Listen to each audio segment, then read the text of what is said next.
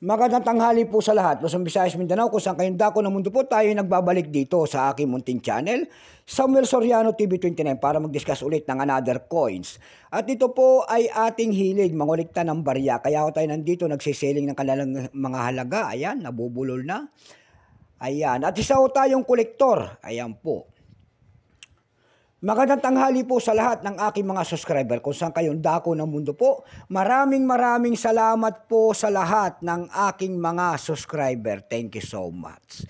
Yun naman pong hindi pa po nakapag-subscribe dito sa aking munting channel at gusto nyo ang ganito mga topic po about coins, siniseling natin ang kanilang mga halaga para malaman natin ang mga presyo sa kanilang mga pamantayang platform. Ayan po. Malaking tulong na po kasi ang inyong mga gagawin tulad ng pagpindot ng ating subscribe button, like and share para ma-update po kayo sa mga latest ko pang gagawin mga video po. Ayan. Ang pag-usapan po natin ngayon ay pera po ng world coins. Ayan, baka mayroon kayong mga ganito pong mga coins. Ayan, willing tayong bilhin po. Bultuhan po ang bili sa mga ganitong mga coins at hindi pa po kamahalan. Ayan. Bago tayo magsimula sa ating talakayang, kilalanin mo muna natin siya. Issue po, Chess Republic. Period, Republic. 1993 up to date po, type standard circulation coins years. 1993 hanggang 2024. Value nito 20 korom. Currency korom 1993 up to date po. Composition po nito brass plated steel, namamagnet po yan.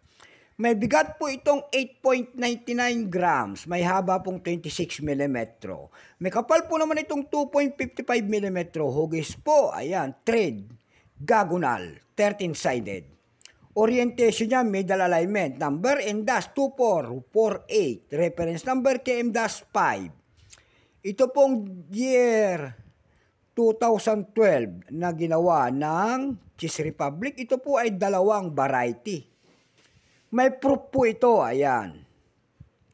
May proof po ito. Pero po itong atin ay 2012, 10%. Kung ilang piraso naman ang ginawa sa Chess Republic sa barya na ito, itong hawak natin, ito po ay 15,460,773 piraso po. May price na po ito doon sa ating numista.com kung tawagin ng ating mga kolektor. Yung kanyang fine ay 48, very fine 48, extra fine 59, almost uncirculated 75. Ang circulated nito ay nagkakahalaga na po ng 120 pesos. Dako tayo sa kanyang presyo, ayan, sa pandaigdigan. Doon sa ating ebay.com na kanya ating paborito po, ayan. May nakita ko tayo nagbebenta doon ng $8.99. Nasundan ito ng 724 pesos and then 665 pesos. Ang pinakamalit po doon na nakita natin, ito ay kakahalaga po ng 364 pesos. Dako naman tayo sa Carousel PH, ayan. Sa Carousel PH may nakita ko na tayo nagbebenta doon ng 899 pesos. Nasundan po ito ng 560 pesos. Yung pinakamalit po doon na nagbebenta ay 199 pesos. Ayan lamang po ang aking may babahaging kanyang presyo sagad na. So hanggang dito na lamang po, Luzon, Visayas, Mindanao, kung saan kayong dako ng mundo po. Keep safe po sa lahat and God bless.